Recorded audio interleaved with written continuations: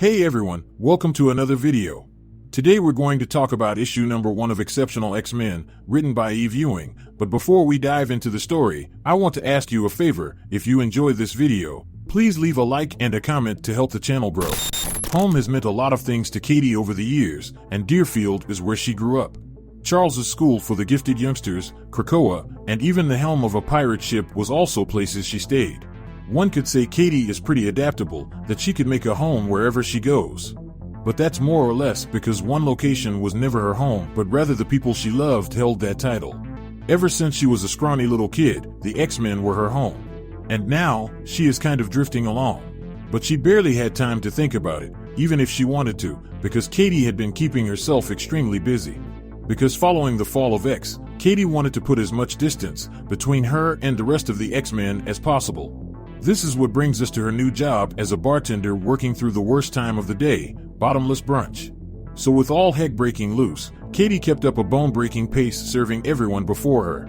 With drinks being made and being passed out left and right, it was only a matter of time until the Bloody Mary cocktail mixture ran out. With supplies running low and no one else available to clean dishes, Kate took it upon herself and went to the back to conquer yet another battle. But before she could, her coworker stopped her and told her to take a break. So with time on her hands, Katie did as she was told and went into the alleyway behind the bar, and as she stood out there, Katie started to have a nervous breakdown due to all the stress she was putting herself through, in order to avoid facing her past. Because following the fall of Krakoa and Eric's grand statement, declaring themselves as the humankind's new gods have come back and bite them on the ass. So with Katie's anxiety dropping, she was now able to return back to work. Now with bottomless brunch over and the shift starting to level out, Katie was then once again able to continue her regular normal life.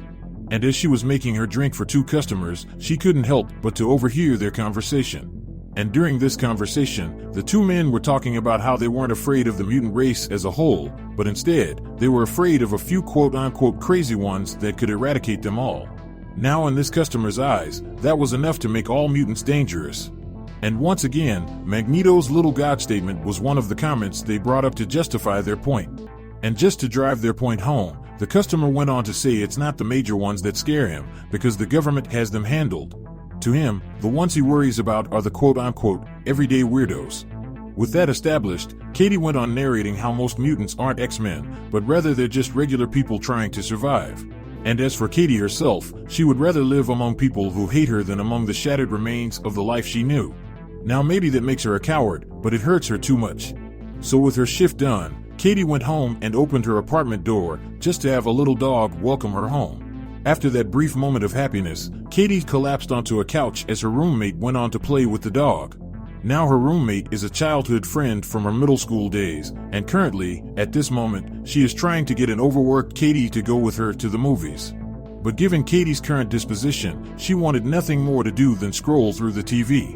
With her attempt coming up dry, the roommate takes off for the night, as Katie starts to watch television, and every show she sees is about hatred towards mutants. And on 2 panels, they even referenced a battle in San Francisco that involved Cyclops saving the new Omega-level mutant. So with her life in a downward spiral, Katie made it a point to point out that her life isn't a complete dead end, because she did manage to set up a date for that night. Now the reason why she withheld it from her roommate was because she would have made it into a whole thing. And just to drive her point home, as soon as Katie arrived at her destination, her roommate started to blow her phone up because Katie left her location on. So with that being said, Katie sat back and waited for her date, and after some time, she thought she was being stood up, until she realized that the crowd that was forming for the concert wasn't the people she expected to show up.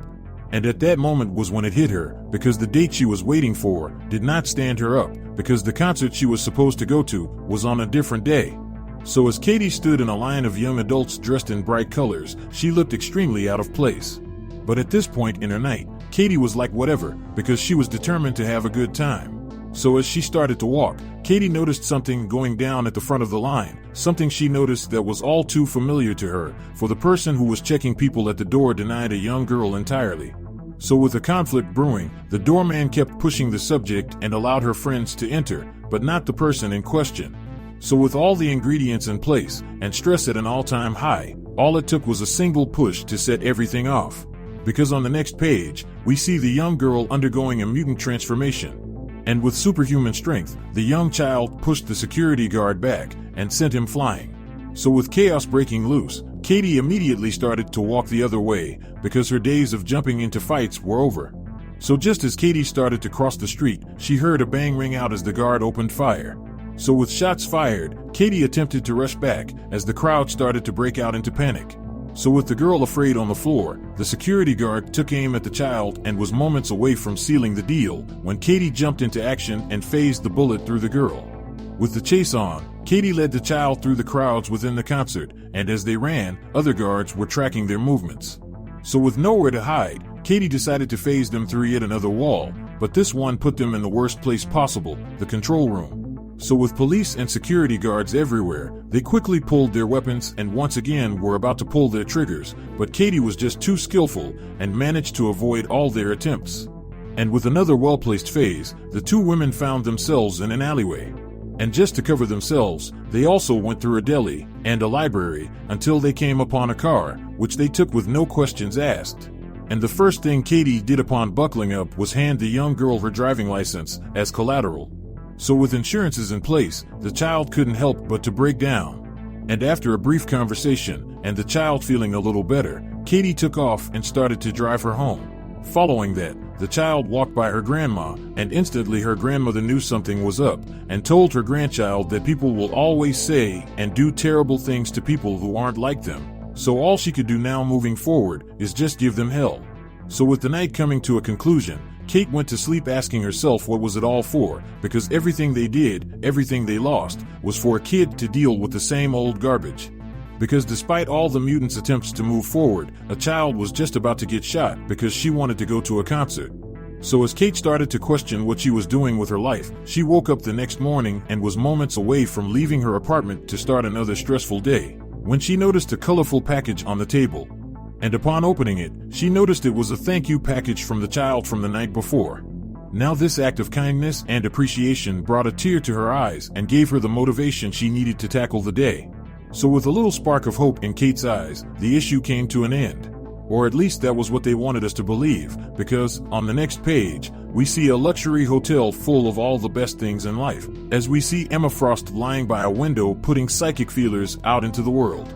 And some of the mutants she brings up was Banshee, Storm, Bishop, Wolverine, and Nightcrawler, but none of them was what she was looking for. Until she stumbled upon Kate. Because from Emma's perspective, Katie can run away from the X-Men, but Katie can't run away from her. So with that said, this issue comes to an end. Now down in the comment section below, let me know your thoughts about this issue and what predictions you could have moving forward. So with that established, I hope you enjoyed this video, and please don't forget to leave a like and a comment if you want to see more videos like this.